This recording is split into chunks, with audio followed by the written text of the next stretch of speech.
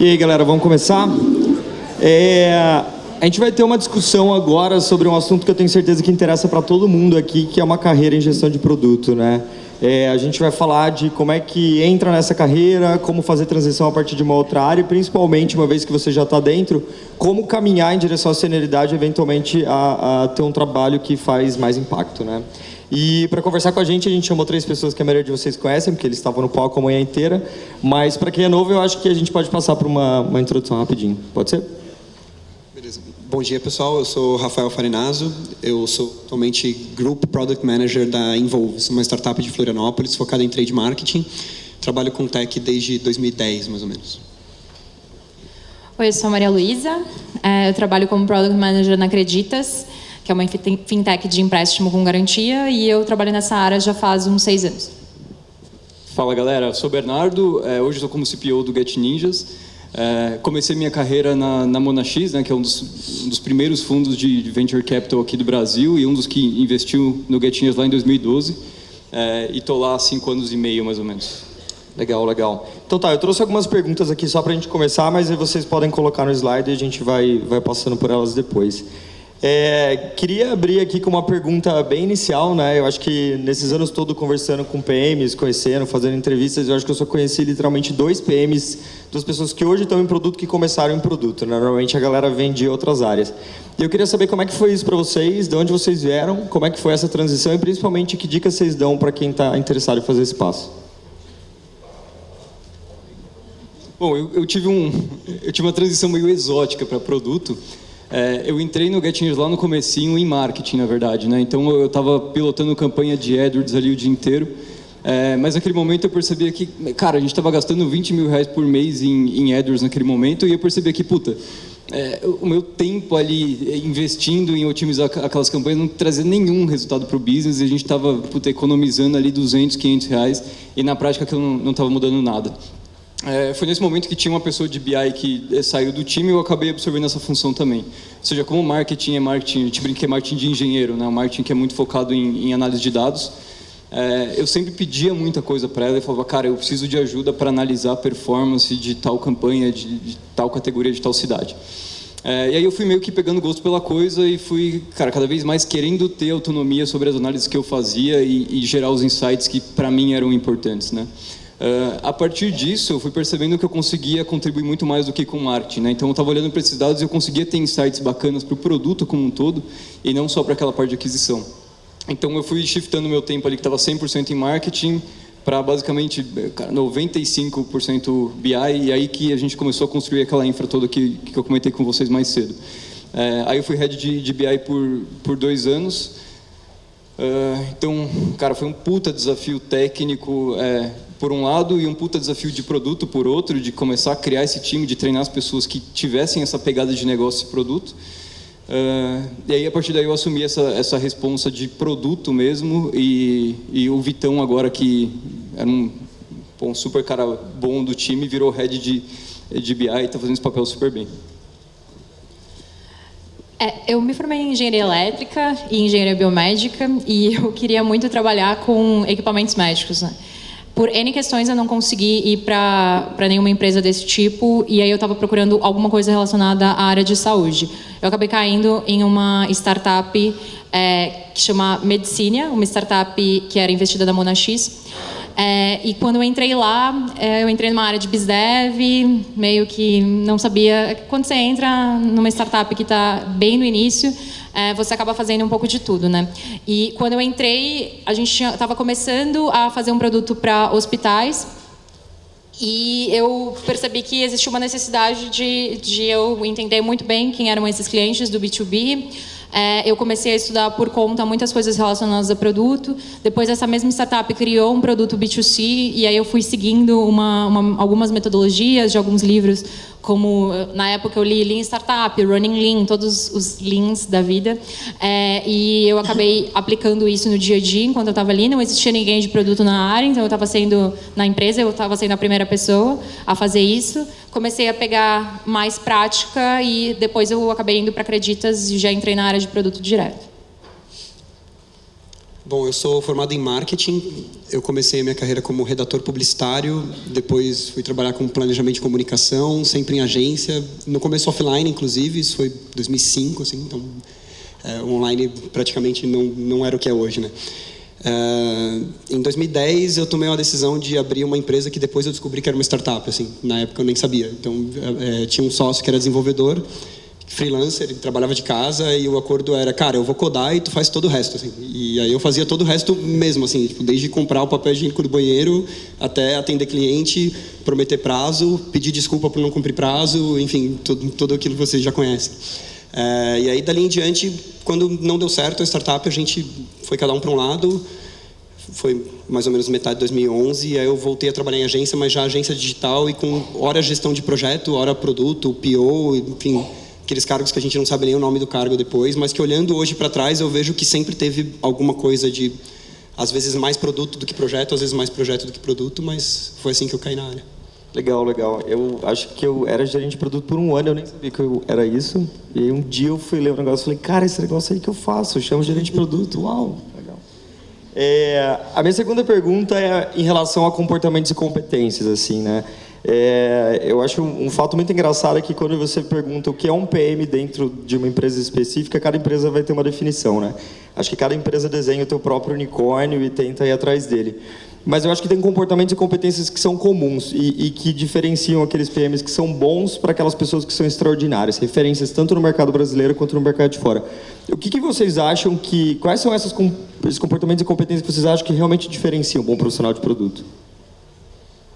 Eu acho que tem uma questão muito, muito forte de versatilidade, assim. Então, você pode ler todos os livros que falam sobre produto, você pode ler todos os artigos, estudar ao máximo, mas, com certeza, no contexto em que você está, você não vai conseguir aplicar as coisas exatamente by the book, né? Você vai precisar entender como aquilo se aplica no contexto que você está e fazer N mudanças para aquilo acontecer dentro da sua empresa. Então, ter esse mindset de que não dá para simplesmente seguir os frameworks, você precisa adaptar eles no seu contexto, eu acho que é uma coisa super importante e que não necessariamente o que você já aplicou numa empresa passada você vai conseguir aplicar na empresa que você está hoje.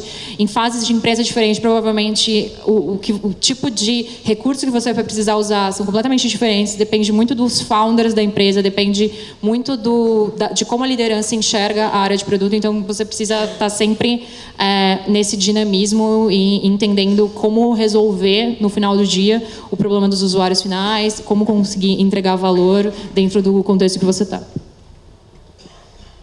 Eu vejo por um lado, assim, essa flexibilidade é super importante. Eu acho que é o que me deixa mais animado com a área de produto, né? Não tem certo e errado e, como o Beluf comentou, cada um cria o seu próprio unicórnio para o problema que está resolvendo ali naquele momento. Então, eu estava refletindo bastante quando a gente conversou ontem sobre o que faz uma pessoa ser realmente extraordinária e o que separa a galera aqui do Brasil dos melhores do mundo e o que a gente poderia fazer diferente, né? E aí uma coisa que me chama a atenção, eu não sei quem aqui já leu o livro Design Sprint, e ele começa com a história de como foi criado, né? Então, não é que uma metodologia foi criada ali aleatoriamente, alguém inventou aquilo porque achou que faria sentido e vamos vender livro.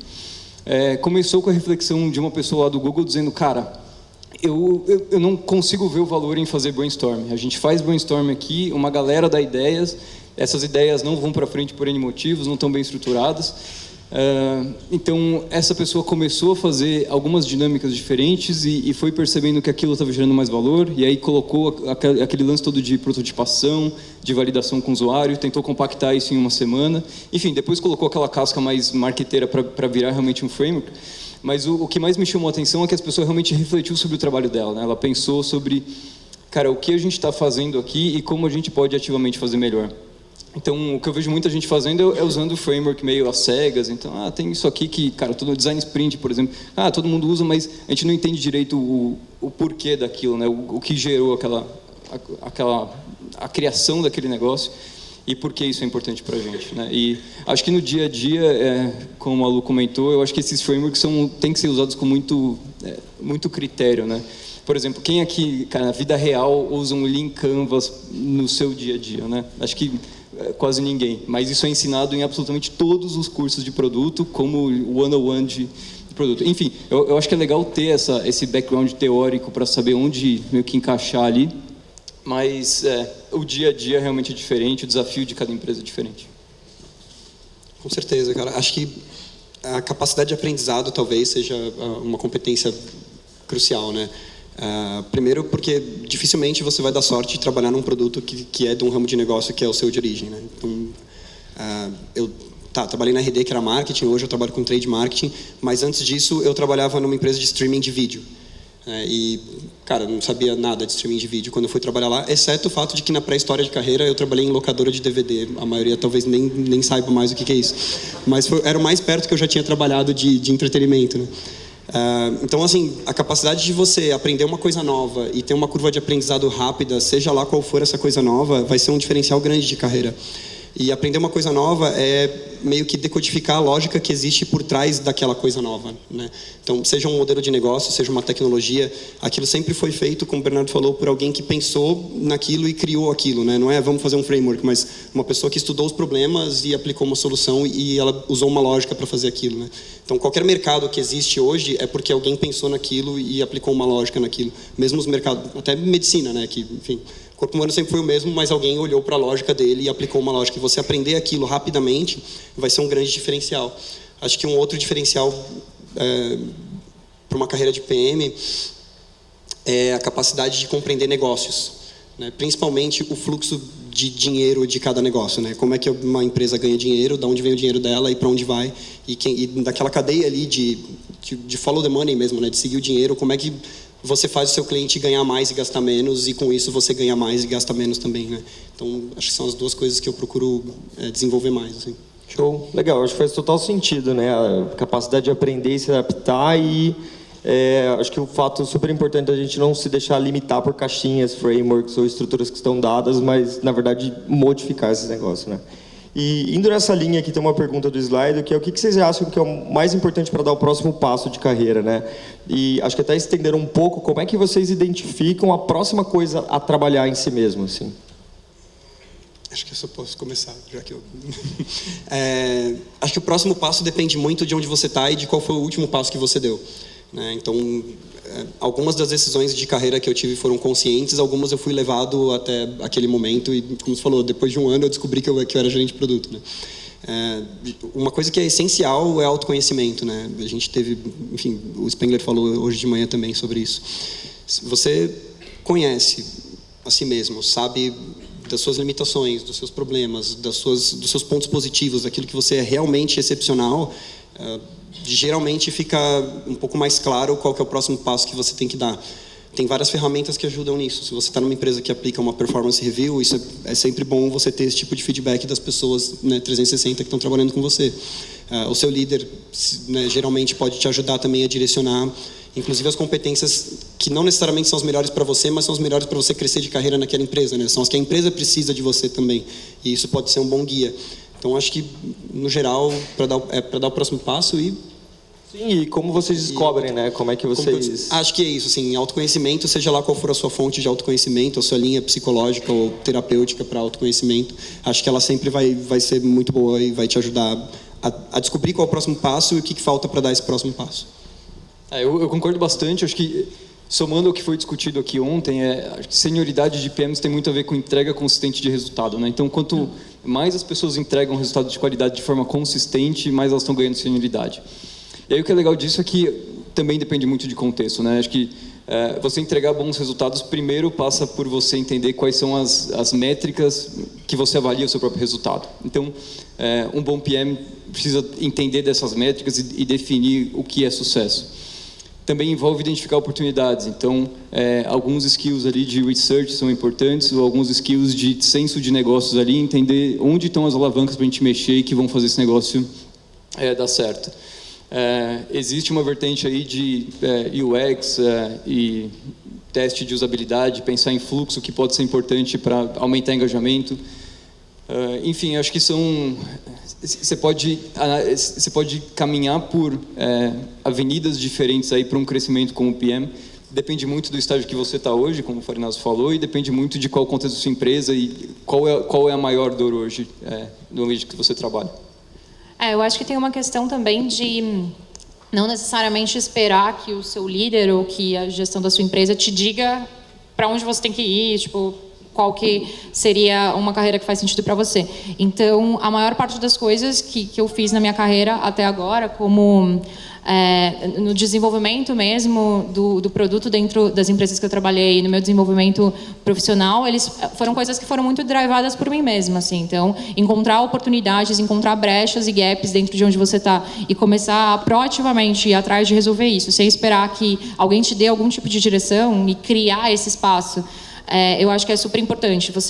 No momento que você cria essa autonomia e cria esse espaço para você, as pessoas, e você começa a entregar resultado com base nisso, de forma geral, as empresas tendem a, principalmente as startups, imagino que nas empresas grandes não funcionem tanto assim, mas nas startups, elas tendem a te dar um espaço maior e te dar cada vez mais voz. Então, você pode ir aos poucos construindo o caminho que você acredita que faça sentido para você e para a empresa naquele momento. Eu vou até, talvez, deixar um pouco mais prático, dizer como que eu fiz isso em parte na minha vida. De 2007 a 2017, eu tive um diário.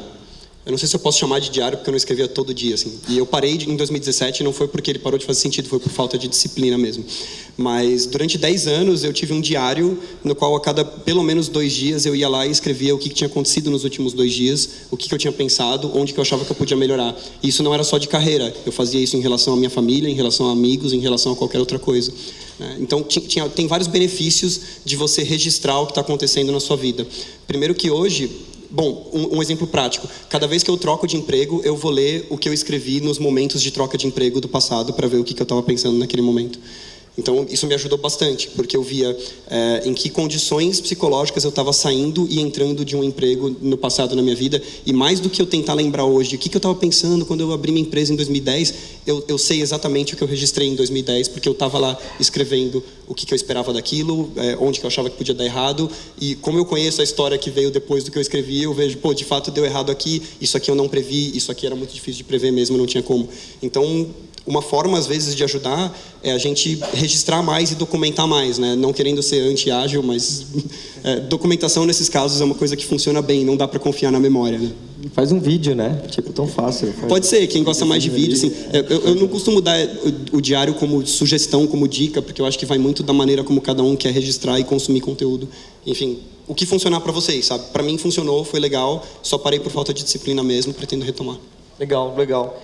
Acho que só pegando o gancho do que a Malu falou, né? Uma coisa que eu costumo falar para os meus liderados é que a tua carreira é um negócio tão importante, tão crítico na sua vida, que é muito ingênuo você deixar ela na mão de alguém, né? Então, fala em voz alta, fala para a empresa o que você quer. Eu quero um cargo de gestão, eu quero um cargo técnico, eu quero oportunidade, eu quero sair da caixinha, sei lá.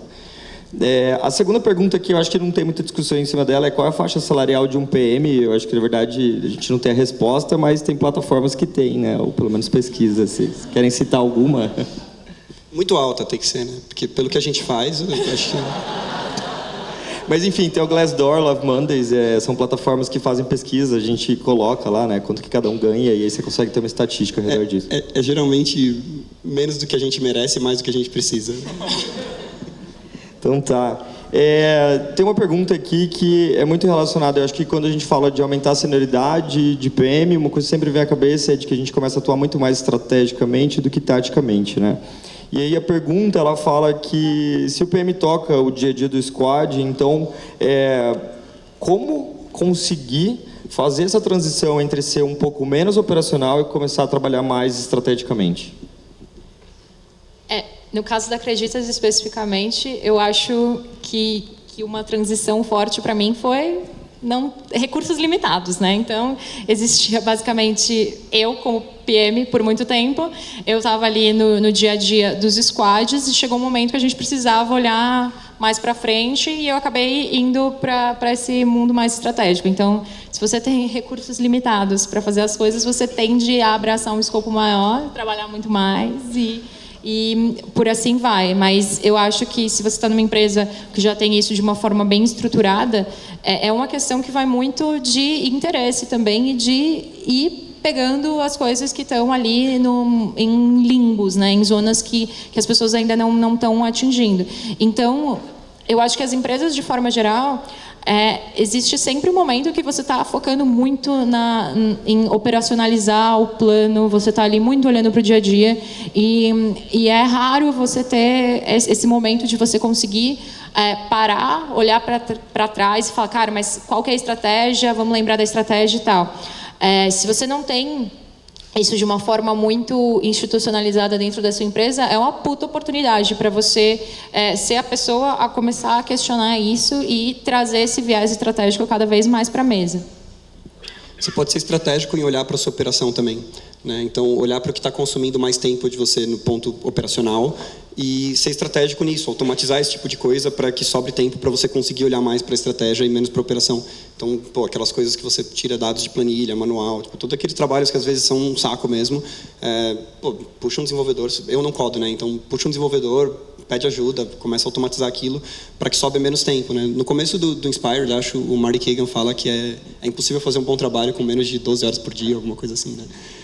Enfim, é basicamente isso. A gente tem um monte de reunião, a gente tem um monte de coisa operacional, dependendo da maturidade do time, se a gente se ausenta, o time vai cada hora para um lado e aí quando você volta tá um caos, enfim. Acho que vai muito, quando você olha estrategicamente para a operação, é isso, assim, o que me deixa, o que me permite ficar 3, 4 dias aqui em evento, né, fora da minha cidade e garantir que o time está andando, sabe? Então, tem várias coisas que você pode investir no seu dia a dia e ser estratégico nisso. E vai fazer toda a diferença você aplicar inteligência no seu operacional, porque vai ser uma coisa que vai contar muito para a organização que você está, com certeza. Eu adoro essa pergunta e é uma discussão que a gente está tendo ongoing agora no Gatinhas de como deixar os PMs mais focados em estratégia do que em operacional. Um ponto super interessante que surgiu ontem aqui é que até um certo ponto na história a gente conseguia dividir bem essa parte mais criativa e estratégica da produção mesmo, né? Então, quando você tinha ali sistema Toyota de produção, estava surgindo aquele negócio no Japão, era muito claro quem tinha a responsa de estratégia e parte mais criativa e quem vai fazer aquele negócio realmente acontecer. A partir do momento que surgiu Scrum, Extreme Programming e tudo mais, a gente acabou juntando todo esse escopo numa figura mitológica que é o PM, que é responsável por alinhamento de visão, definição de OKR, o cara vai pensar em como fazer discovery e também vai entregar esse negócio, controlar quantos pontos a galera está entregando, fazendo planning pouco. E, cara, é um negócio assim que é vasto e se for focar muito tempo ali em operação, você vai basicamente passar o seu dia inteiro fazendo isso e tem trabalho para fazer isso. Então, acho que é um ponto super importante a gente refletir sobre qual é o papel de cada um, né? E essa é exatamente a discussão que a gente está tendo agora.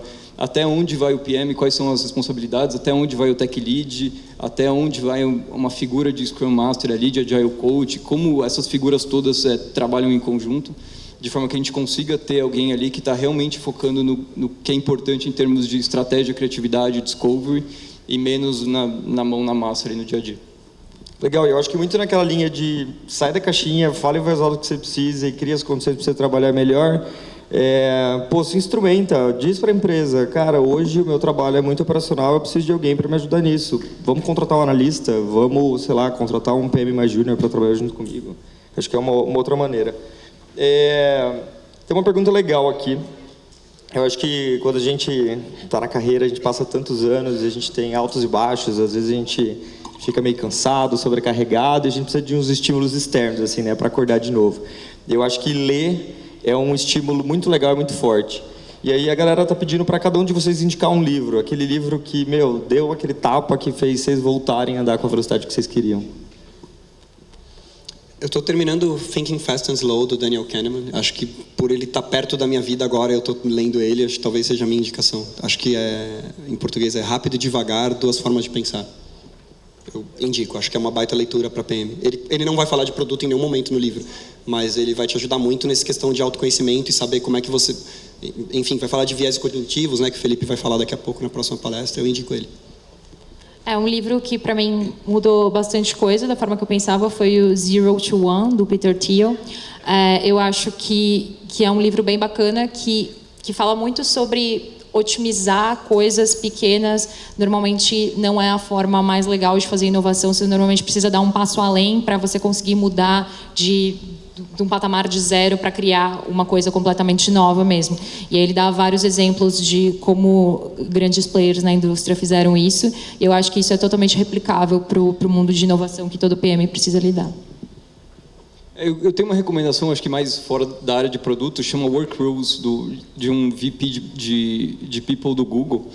E o que me chama muito a atenção é que a gente em produto tende a ter uma visão muito limitada sobre RH e sobre como essa gestão de pessoas e como trabalhar com pessoas funciona no dia a dia. Então, foi um livro que abriu meus olhos, assim, eu fiquei com vontade de verdade de trabalhar em RH depois de ler isso, mas acho que muito ligado ao meu primeiro ponto, né, da gente fazer as coisas no automático e não pensar sobre o porquê que a gente está fazendo isso. E ele questiona várias coisas sobre entrevistas, sobre gestão de performance, sobre compensation, e que trazem uma reflexão muito legal, e eu acho que isso é super importante. Legal. Tá, só pra gente fechar e poder ir almoçar, a última pergunta vai ser minha. Se a gente começou a mesa falando lá do início de carreira, eu queria provocar e queria saber o que vocês pensam lá no outro extremo, né? A gente fala que para criar um bom produto a gente precisa de uma visão de produto, e se a gente se qualificar como produtos para o mercado, a gente também precisa de uma visão para a nossa própria carreira. E eu queria saber qual é a visão de vocês, assim, o que vocês se veem fazendo daqui, sei lá, 5, 10, enfim, numa carreira de produto. Eu me vejo dando mentoria para startups early stage, provavelmente monetizando isso em troca de equity ou alguma outra maneira, enquanto eu precisar de dinheiro. Quando eu não precisar de mais dinheiro, eu gostaria de ser professor de português voluntário para comunidades carentes. Eu acho que comunicação, a habilidade de você transmitir uma ideia e se comunicar e captar a ideia do outro com bastante empatia e captar exatamente o que a outra pessoa está dizendo e não aquilo que você está acreditando, é um diferencial de carreira e de vida excepcional. E se eu puder ajudar pessoas que dificilmente teriam a oportunidade de aprender isso na sua vida, a aprender isso e mudar a vida delas, para mim seria sensacional. Mas eu acho difícil alguém me pagar por isso, então eu preciso da autonomia antes.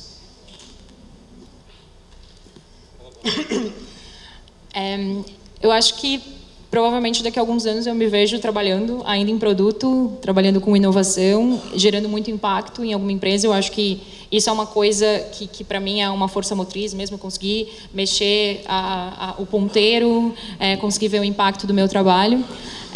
Como chegar lá exatamente, não sei, um super objetivo ali, North Star total, e a gente pode iterar bastante até conseguir chegar lá, né? Acho que minha visão, acho que todos nós temos uma relação de troca com a empresa que nós estamos, né? Então, a gente dá alguma coisa, a gente recebe alguma coisa. Então, todos nós, no fundo, temos alguma motivação egoísta de por que a gente está fazendo aquilo e por que aquilo é importante para a gente, né? Então, nesse sentido, acho que essa minha motivação egoísta é construir um puta case legal em um mercado em que, cara, no mundo inteiro, ninguém ainda descobriu de fato como fazer, uma oportunidade que não é só brasileira, é uma oportunidade global. A minha missão está muito menos relacionada a produto em si, que eu posso fazer para evoluir na carreira de produto, mas muito mais em construir um negócio que, realmente dê muito orgulho e que sirva como um case, assim, tanto para o Gatinhos quanto o pessoal, de cara, quanto eu consegui contribuir para isso. Acho que essa é a minha maior motivação. Legal, show, maravilha. Eu acho que essa mesa, ela fala muito pouco sobre coisa técnica e muito sobre coisas pessoais, né? Quando a gente fala de caminhar rumo à senioridade, em ser um bom profissional melhor, que causa mais impacto, a gente está falando de mudanças pessoais, assim. E só para a gente encerrar, acho que não tem coisa melhor para fazer com que essa transparência aconteça do que beber uma cervejinha, né? Então, a minha sugestão a gente tem um Outback aqui embaixo, depois do evento, todo mundo se convide para beber uma cerveja e pergunte sobre experiências profissionais aí. Gente, obrigado. Acho que é isso. Obrigada. Obrigado, galera.